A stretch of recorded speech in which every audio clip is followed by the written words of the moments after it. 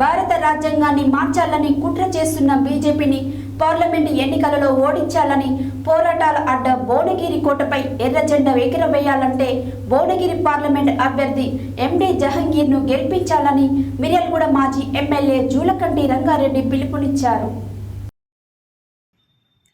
శుక్రవారం సిపిఎం చండూర్ గట్టుపల మండలాల విస్తృత స్థాయి సమావేశం సిపిఎం జిల్లా కమిటీ సభ్యులు చామల మారయ్య అధ్యక్షతన జరిగింది.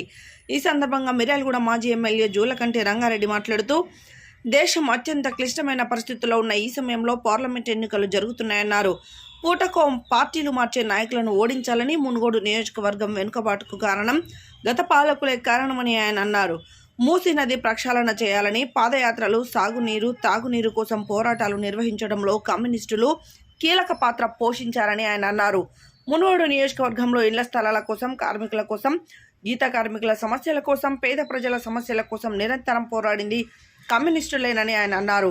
ఇప్పటికే సిఏఏ పౌరసత్వ రద్దు, జ్యోతిష్య శాస్త్ర అమలు, విద్యా కాషాయీకరణ, ఈడీ, సిబిఐ లాంటి సంస్థలను ఉపయోగించి ప్రతిపక్షాలను బెదిరించడం, వారిని లొంగదీసుకోవడం, మేధావులను జైళ్లలో పెట్టడం లాంటి వాటిని బలవంతంగా అమలు చేస్తుందన్నారు.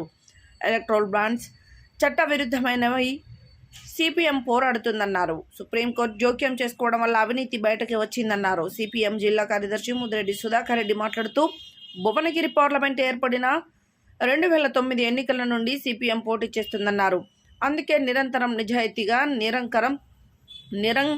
నికరంగా అవినీతికి తావు లేకుండా ప్రజా సమస్యలపై పోరాడే సిపిఎం భువనగిరి పార్లమెంట్ అభ్యర్థిగా ఎండి జహంగీర్ పోటీ చేస్తున్నారని, అందుకు మునుగోడు నియోజకవర్గం ప్రజా సమస్యల పరిష్కారం కోసం పోరాడే అభ్యర్థిని ఆశీర్వదించి అత్యధిక మెజారిటీతో గెలిపించాలని కోరారు.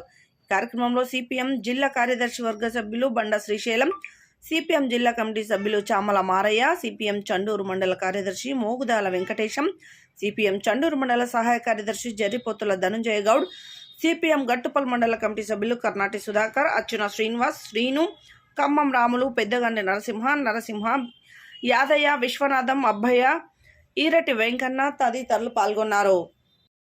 అన్ని ఎన్నికల కంటే కూడా చాలా ముఖ్యమైనటువంటి ఎన్నికలు.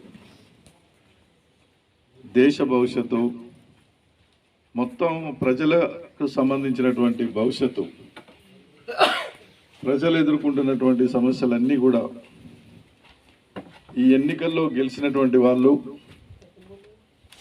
ఎవరైతే మెజార్టీ సీట్లు గెలుస్తారో వాళ్ళు అధికారంలోకి వచ్చి ఢిల్లీ నుంచి పార్లమెంటులో కూర్చొని అక్కడ కొన్ని నిర్ణయాలు తీసుకొని వాటిని అమలు చేయటం అనేది జరుగుతుంది.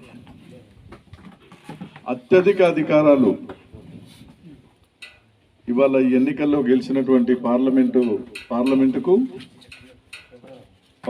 సభ్యులకి, పార్లమెంటుకు, ప్రధానమంత్రికి, మంత్రివర్గానికి ఉంటాయి. అంటే నిత్యావసర వస్తువుల ధరలు తగ్గించాలి.